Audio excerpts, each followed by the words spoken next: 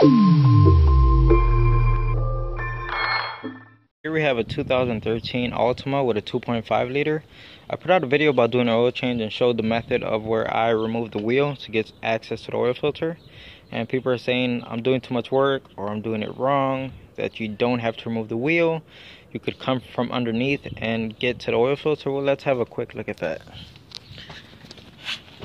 Okay. So here's the subframe, here's the engine. If you look back there, see the Mobile 1 sticker, that's oil filter. So from here it's a no-go. There's no way in heck you're gonna get through here. What they're probably referring to is removing the shield from right here and getting access to that. Now I could see that as plausible, but here's the thing. You have to get under here anyway, so I'm assuming you're gonna have your car on a jack stand, you know, lifted up like this. The tire will be off the ground. Why not just take the wheel off to make it easy on yourself, like I showed in my video? Just makes sense. You can even argue, hey, if you just turn the steering wheel all the way to the right, you get more access. You can do it like this. You don't have to remove the wheel. And sure, you're right. You could change the filter from here. But you're this far, okay? The car's up off the ground. The wheel is off the ground. You have the wheel turned. Why do you want to work with this much space here, trying to not make a mess with the oil filter? Just take the wheel off.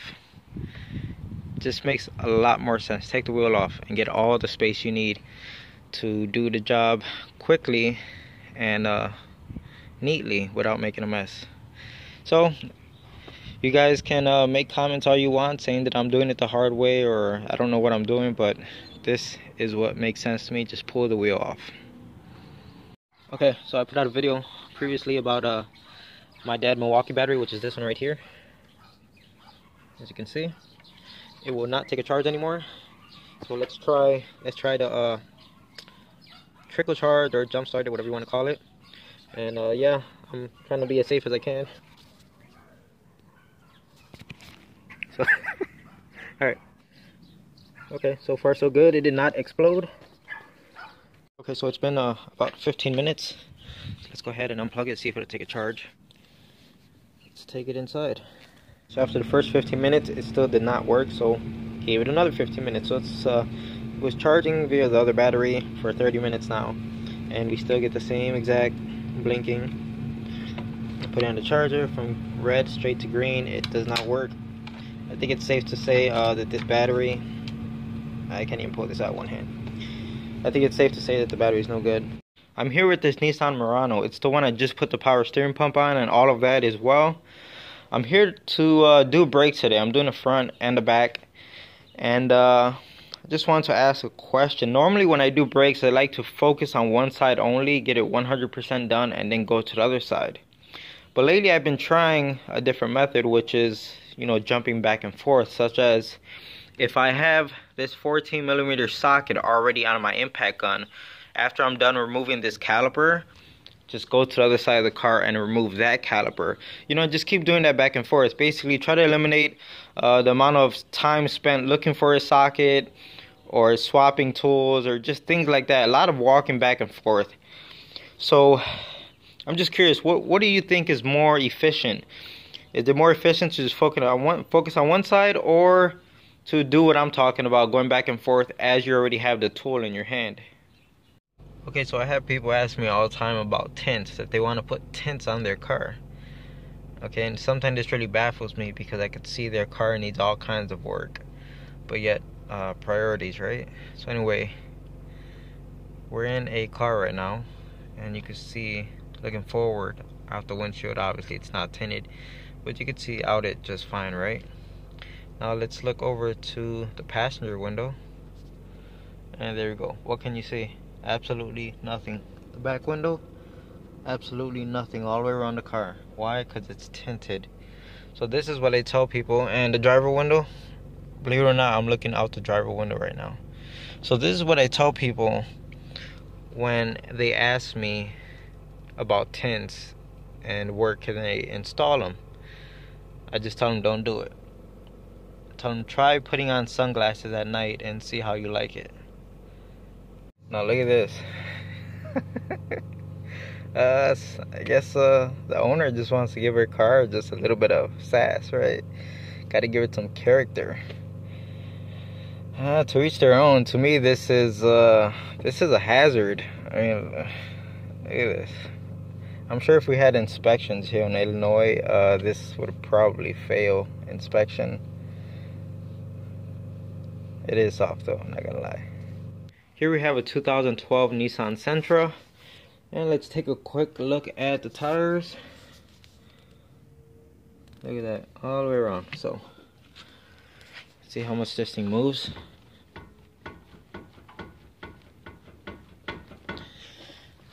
And it's the lower ball joint. So, we're gonna go ahead and get that changed tonight. Car has a few other issues because the tire on the driver's side is the same exact way. The ball joint on that side is fine, so I'm trying to figure out what's going on. I don't know if maybe someone rotated the tires at one point. I don't know, but I'm only here to change this one ball joint. Okay, so here is where we are at.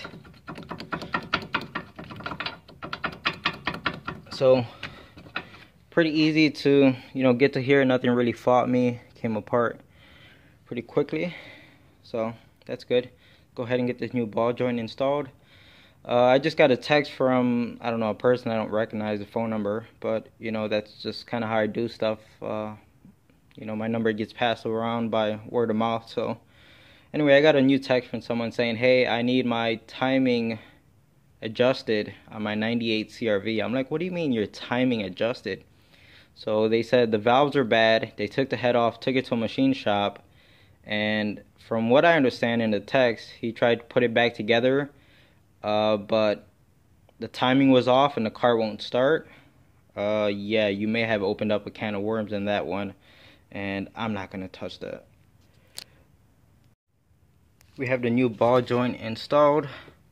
Pretty easy, just have to put the snap ring on it, and this one is all set for tonight. Oh, I heard back from that guy about the timing.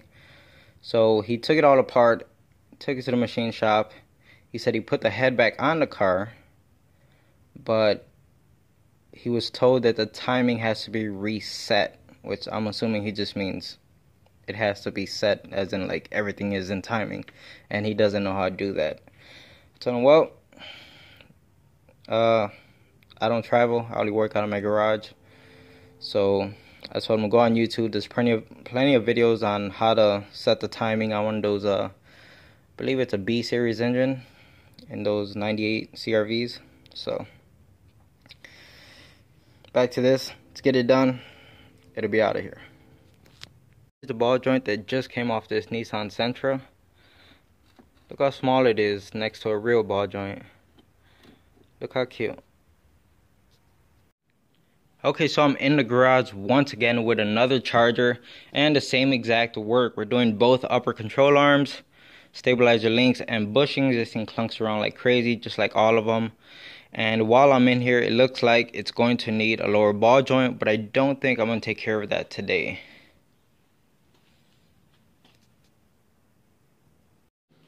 Okay, so I ordered some gaskets for my engine build off of Rock Auto, and this is the box it came in.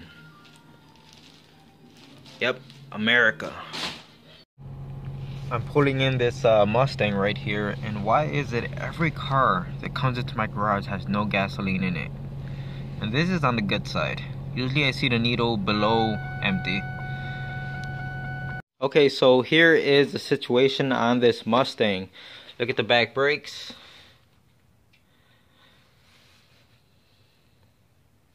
So I'm expecting to see maybe like seized up slide pins here. Look at the back side of this rotor.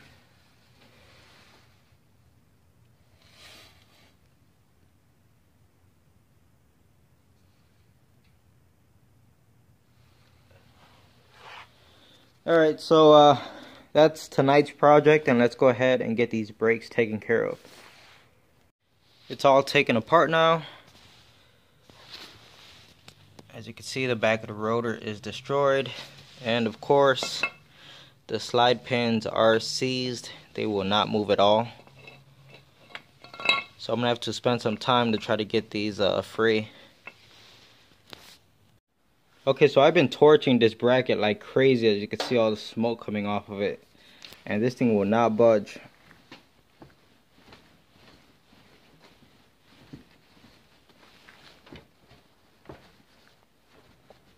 Yeah, it's not moving at all. Oh, wait a minute. Yes. It isn't much, but it's moving. And that's how it starts. Okay, so I finally got it off. And you know, just kept pulling on it, kept applying more heat. Just one more to do. Okay, so the other side I cannot get it to budge. I've been heating it longer than I did the first side, and it doesn't even seem like it wants to start to move. So you know, it's not critical. It's late. It's like 10:30 at night. It's not critical. This car does not have to be done by tonight or anything. So I think what I'm gonna try is dumping this thing over there in the solution of rust dissolver. I don't know if it'll work, but since I won't get back to the car till tomorrow, might as well let it sit in the rust dissolver. Maybe it'll work its way into the area where the slide pin is at and start to break down that rust. So I don't know, I'm willing to try it. Alright, so I got it sitting inside of the rust dissolver, and I'm just gonna let it sit here overnight like I said. It's better to just do it this way instead of you know, keep heating it and forcing it, because if I break that slide pin, it's done for. We're gonna need a whole new bracket or caliper assembly. So it's not critical. We could wait, let the rust dissolver do its job.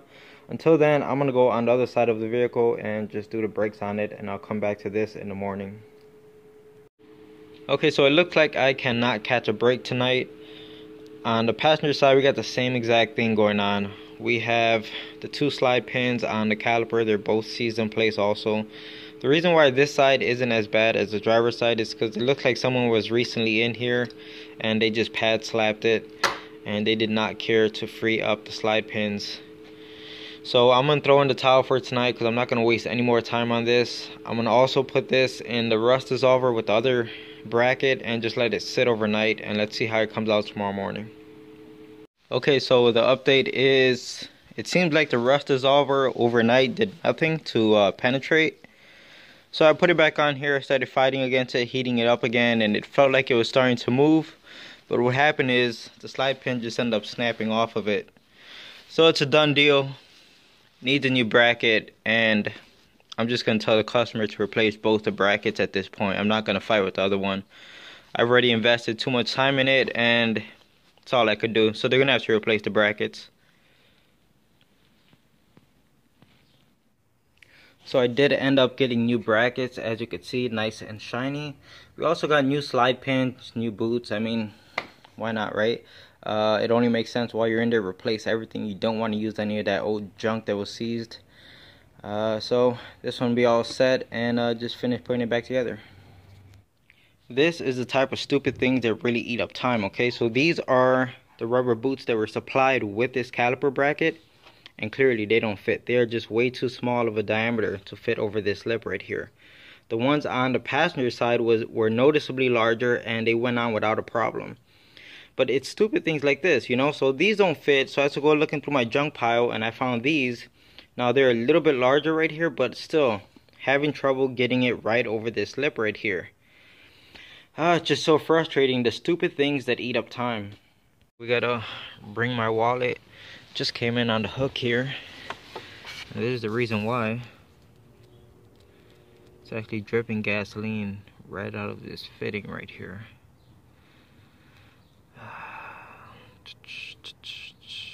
So, try to figure out what's going on here. I know the repair looks kind of ghetto, but I gave the customer options, and it's what he wanted to do. Anyway, so after that, I thought I had it fixed, right? I go to crank the car, and the car won't start. It's a crank no start. It sounds like there's no fuel. Okay, come out here, check fuel pressure. There's absolutely no fuel pressure. Sorry about the glare. No fuel pressure. Talked to the customer. He said the car hasn't ran in about a month, okay? And he saw that dripping, and he assumed that's what the problem was and decided he wanted to get it fixed. So honestly, I don't even know if that's fixed, if it's not leaking, but because without fuel pressure, I can't really test it. So now it's a crank no start, and before he had the car towed over here, someone else looked at it, and they also told him it sounds like there's no fuel. I hate when the cars come in for one problem and it turns out to be something else. And I hate looking at BMWs. And it shows that there's about a quarter tank of gas in the car, right? Customer says he doesn't even know if that's accurate. He said he doesn't know if the gas gauge works and how long the gas has been sitting in the car. Just, oh man, just gotta love crap like this. Well, anyways, it's dark. As you can see, I got my headlamp on, so I'm gonna call it a night. I gotta see what I'm gonna end up doing about this car. If I'm gonna keep looking at it to see what's wrong, or tell the customer it's not my problem. Came here for one thing, and now there's other things going on. So we'll see. So we're gonna check the current on the fuel pump. I'm tied into the fuel pump fuse right here, and I got this set up. Now let's go ahead and turn on the fuel pump. There we go. You can see it doesn't look very good, so shut it off and turn it back on once again.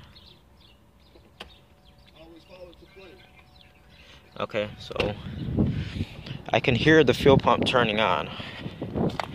But if we come look at our fuel pressure gauge, we still have nothing. Okay, so here's the situation. This Harbor Freight unit, earlier, I don't know if I just didn't have it on there correctly or because it's just a piece of junk because it's from Harbor Freight. Anyways, I turned on the fuel pump and we had fuel spraying out of here. Okay, so now I'm at the point where like, and there was still no reading on this, by the way. Can I not trust this? It's almost like it's not working, and it's sending me down a freaking rabbit hole chasing a problem that maybe isn't even the problem. Harbor Freight for the win. I have another fuel pressure tester, but it's missing the little dongle inside that actually depresses, you know, the like the Schrader valve. So I can't use that because I'm missing the piece inside of it. Yeah, I don't think I could trust this anymore. Okay, so I just took the valve, as you can see right there, I took it off of the fuel rail, and the good news is it is reading pressure now. So fuel pressure is not an issue with this car. Bad news is because Harbor Freight garbage, it actually like sprayed gasoline out of there. But I'm done with this, okay? I'm not gonna look into it any further. Obviously the issue is not fuel related. I just had an issue with the gauge misleading me and sending me down the wrong path. But I told this customer I would look into the fuel pump issue, and it's confirmed there's nothing wrong with the fuel pump. It works perfectly fine. So I'm going to call it quits here. Obviously my little repair over there is not leaking, so I did what he brought it here for, and that's the end of this one.